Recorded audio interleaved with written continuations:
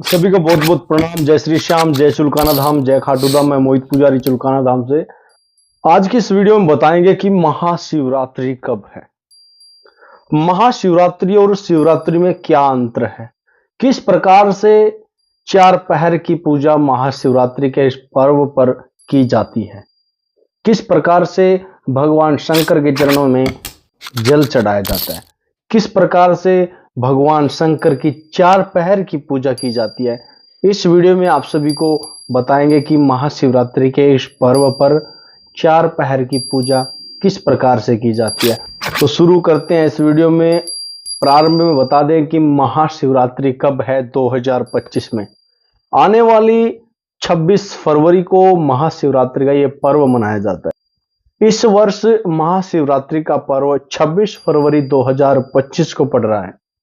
हिंदू पंचांग के अनुसार ये पर्व फाल्गुन मास में कृष्ण पक्ष की चतुर्दशी तिथि को मनाया जाता है। 26 फरवरी को प्रातःकाल 11 बजे से शुरू होकर 27 फरवरी सुबह 8:54 तक रहेगी, जिसमें आप व्रत का पारायण भी कर सकते हो। कुछ भक्तजन ऐसे हैं, भगवान शंकर के सेवक ऐसे हैं कि जो भगवान शंकर जी की महाशिवरात्रि के दिन चार पहर की पूजा करना चाहते हैं।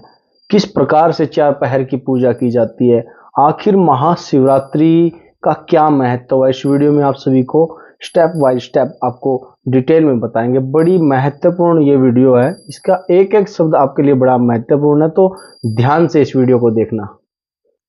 और जो भी श्याम प्रेमी चुलकाना धाम ऑफिशियल यूट्यूब चैनल से जुड़ना चाहता है तो चैनल को सब्सक्राइब जरूर करना। भगवान शंकर की चार पहर की पूजा किस प्रकार से की जाती है। देखो, एक सरल विधि ये भी होती है कि चार पहर की 24 घंटे दिन में बताए गए हैं। एक दिन में 24 घंटे बताए गए और 24 घंटों में चार पहर बताए गए हैं। तो एक पहर में भगवान शंकर की पूजा, दूसरे पहर में भगवान शंकर की पूजा, तीसरे पहर में भी शंकर भगवान जी की पूजा और चौथे पहर में भी भगवान शंकर की पूजा। उसके बाद में आप व्रत का पारायण कर सकते हो। अगर कोई ज्यादा संपन्न परिवार नहीं है तो केवल मात्र भगवान शंकर जी के चरणों में जल चढ़ाने मात्र से उसके सब रोग दोष दूर हो जाते हैं।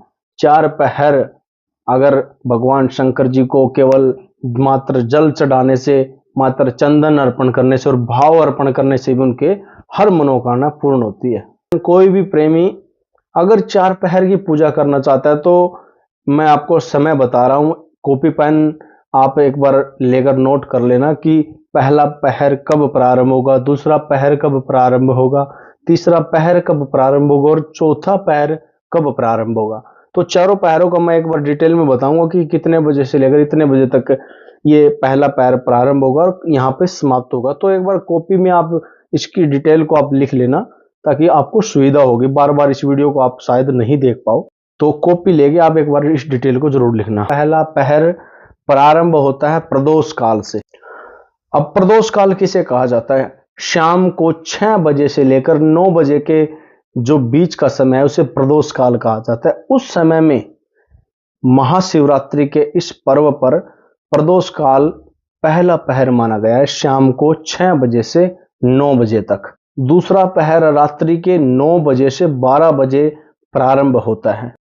तीसरा पहर मध्य रात्रि के 12 बजे से 3 बजे के बीच तीसरा पहर माना गया और चौथा पहर ब्रह्म मुहूर्त में सुबह 3 बजे से 6 बजे तक ब्रह्म मुहूर्त में ये 3 पहर, ये चौथा पहर माना गया। अब चार पहर की पूजा किस प्रकार से करें? जब आप चार पहर की पूजा करने जाते हो तो पहले पहर में जिस प्रकार से आप पूजा करते हो उसी प्रकार से दूसरे पहर में पूजा करनी, उसी प्रकार से तीसरे पहर में और उसी प्रकार से चौथे पहर में भी आपको भगवान शंकर की पूजा करनी है। जब ब्रह्म मुहूर्त में आप प्रातःकाल उठो तो सबसे पहले स्नान इत्यादि आपके दैनिक कार्य से निवृत्त होकर भगवान सूर्य देव को जल चढ़ाओ, क्योंकि सूर्य देव केवल मात्र एक ऐसे देवता है जिनके साक्षात दर्शन हर इंसान, हर जीव करता है इस पृथ्वी लोक पर। प्रत्यक्ष देवता अगर आपसे पूछे तो प्रत्यक्ष देवता आपको बता दे कि प्रत्यक्ष देवता मात्र केवल सूर्य भगवान है, जिसको हम देख पाते हैं। सूर्य भगवान को जल देने के बाद में आप शिव मंदिर में जाइए और शिव मंदिर में भगवान शंकर जी को जल अर्पण कीजिए। जो भी आप पुष्प, फूल, चंदन आदि जो भी आप सामग्री लेकर आए हो, भगवान शंकर जी को अर्पण कीजिए। भगवान शंकर जी के चरणों में घी का दीपक जगाए, धूप दीप जगाए। धूप दीप जगाने के बाद में एकांत जगह पर, जहां आपको समय लगे, जहां आपको उचित लगे, यहां पर बैठ के भगवान शंकर जी के पंचाक्षर मंत्र का जाप करें। अब कुछ ऐसे भक्तजन है कि उनको पता ही नहीं है पंचाक्षर मंत्र होता क्या है। पता सभी को है, परंतु पंचाक्षर मंत्र जानते नहीं है कि ये होता क्या है। पता सभी को होगा, मैं बताऊंगा तो आपको पता भी लगा कि पंचाक्षर मंत्र ये होता है, आप लोग जानते हो। परंतु मैं जब आपको बताऊंगा पंचाक्षर मंत्र होता क्या है, तब आपके ध्यान में आएगा। भगवान शिव का पंचाक्षर मंत्र होता है ओम नमः शिवाय। आप सभी जानते हो ना, लंबा चौड़ा मंत्र नहीं है, केवल पंचाक्षर मंत्र है ओम नमः शिवाय। इस मंत्र का किसी एकांत स्थान पर जाकर आप जाप करो। 1 माला, 2 माला, 3 माला, जितनी उचित हो सके उतनी माला का जाप करो। हो सके तो आप अपने घर के मंदिर में किसी एक अच्छे स्थान पर बैठकर मंत्र का जाप कर सकते हो।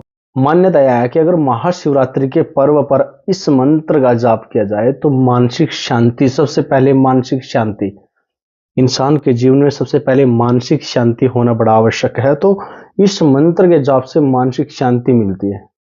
ओम नमः शिवाय। आप अगर आपको उचित लगे तो 1 माला करें, 2 माला करें, 3 माला, यथाशक्ति यथा इच्छा आप भगवान शंकर जी के इस पंचाक्षर मंत्र का जाप कर सकते हो। जैसे ही आप पंचाक्षर मंत्र का जाप करते हो, 1 माला की, 2 माला की, उसके बाद में आप भगवान शंकर जी के चरणों में क्षमा याचना मांगना कि हे मेरे शंकर, मेरे से जो भी भूल चूक हुई है मुझे माफ करना। पापो एवं पाप कर्माम पापात्म पाप संभवाम त्राहि माम सर्व पापो हरो भवाम। त्राहि माम करके भगवान शंकर जी के चरणों में प्रणाम करना। जो भी भूल चूक हमसे हुई हो उसे अपने बच्चे समझकर माफ कर देना। उसके बाद में अपने दैनिक जो भी अपने कार्य करते हैं, आप उन कार्य में संलग्न रहे। अगर कोई 4 पहर की पूजा में इस प्रकार से थोड़ा फेरबदल करता है, जैसे पहले पहर की पूजा में हम जल से अभिषेक करते हैं, दूसरे पहर की पूजा में हम दही से अभिषेक करते हैं, तीसरे पहर की पूजा में हम घी से अभिषेक करते हैं, चौथे पहर की पूजा में हम शहद से अभिषेक करते हैं। उसके बाद में आप जल से आदि से जो भी उचित लगे उससे अभिषेक करो। इस प्रकार से भी आप थोड़ा सा फेरबदल अपनी पूजा में कर सकते हो। जो व्रत रखता है शाम के 3 या 4 बजे फलाहार कर सकता है। कुट्टू का आटा आदि, दूध दही से बना हुआ कोई भी व्यंजन आप खा सकते हो। अब ये तो हुई 4 पहर की पूजा किस प्रकार से की जाती है। परंतु कुछ भगत जन ऐसे हैं कि उनको पता होता है भाई हम महाशिवरात्रि है, ये भगवान शंकर जी का दिन होता है, इस दिन भगवान शंकर की पूजा की जाती है। परंतु इसका महत्व जानना बड़ा आवश्यक है कि भगवान शंकर जी की पूजा महाशिवरात्रि के दिन की जाती है, शिवरात्रि के दिन की जाती है, सोमवार को की जाती है। परंतु क्यों की जाती है, इस बारे में भी जानना बड़ा आवश्यक है। महाशिवरात्रि और शिवरात्रि में बड़ा अंतर है। वर्ष में एक बार महाशिवरात्रि आती है, फाल्गुन मास के कृष्ण पक्ष की चतुर्दशी तिथि को यह महाशिवरात्रि आती है। परंतु शिवरात्रि और महाशिवरात्रि में बड़ा अंतर है। महाशिवरात्रि वर्ष में केवल एक बार आती है, शिवरात्रि हर महीने वो एक वर्ष में 12 बार आती है। हर महीने की कृष्ण पक्ष की चतुर्दशी तिथि को शिवरात्रि मनाई जाती है। ये थोड़ा सा उचित होता है कि सावन के महीने में शिवरात्रि आती है, परंतु फाल्गुन में महाशिवरात्रि आती है। आपस में बड़ा महत्व है ना इनका। महाशिवरात्रि के दिन कहा जाता है, धार्मिक मान्यताओं के अनुसार कहा जाता है कि इस दिन शिव और शक्ति एक हुए थे, अर्थात भगवान शंकर और पार्वती जी का विवाह हुआ था महाशिवरात्रि के दिन, फाल्गुन मास के कृष्ण पक्ष की चतुर्दशी तिथि को, जो आने वाली 26 फरवरी 2025 को महाशिवरात्रि पड़ रही है। कहा जाता है कि भगवान शंकर जी वैराग्य छोड़कर गृहस्थ आश्रम में इस दिन प्रवेश कर गए थे, इसलिए महाशिवरात्रि का यह पर्व मनाया जाता है। फाल्गुन के महीने में महाशिवरात्रि पड़ती है, उसी प्रकार से फाल्गुन के महीने में खाटू श्याम जी की भी विशेष पूजा की जाती है। जिस प्रकार से महाशिवरात्रि के दिन भगवान शंकर जी की पूजा की जाती है, व्रत रखा जाता है, 4 पहर की पूजा की जाती है, उसी प्रकार से फाल्गुन के महीने में खाटू श्याम जी की भी विशेष पूजा की जाती है। फाल्गुन मास के महीने में एकादशी और द्वादशी। जिस प्रकार से भगवान शंकर जी की कृष्ण पक्ष की चतुर्दशी तिथि को पूजा की जाती है, उसी प्रकार से शुक्ल पक्ष की एकादशी द्वादशी तिथि को भी खाटू श्याम जी, बाबा श्याम जी की पूजा की जाती है। जिस प्रकार से फाल्गुन के महीने में 26 फरवरी को ये महाशिवरात्रि पड़ रही है, उसी प्रकार से फाल्गुन के महीने में 10 मार्च की एकादशी और 11 मार्च की द्वादशी है। लगभग 5 या 6 दिन, एक हफ्ता बाबा श्याम जी का ये वार्षिक उत्सव चलता है, मेले का आयोजन होता है। इस दिन लाखों करोड़ों की संख्या में भक्तजन खाटू धाम, चुलकाना धाम और भी अन्य जहां पर बाबा श्याम जी के मंदिर स्थापित है, बाबा श्याम जी के दरबार स्थापित है, वहां पर भक्तजन अपनी मनोकामना पूर्ण करने के लिए खाटू धाम, चुलकाना धाम आदि बाबा के दरबार में जाते हैं। केवल फाल्गुन मास के एकादशी और द्वादशी तिथि को बाबा श्याम जी के दरबार में जाकर बहुत सारे श्याम प्रेमी अपनी मन्नतें, अपनी इच्छाएं पूर्ण करते हैं। बाबा श्याम जी के चरणों में अरदास लगाते हैं। अरदास किस प्रकार से लगाई जाती है, मैंने एक वीडियो बनाया है यूट्यूब पे, चुलकाना धाम ऑफिशियल यूट्यूब चैनल पे डाला हुआ है।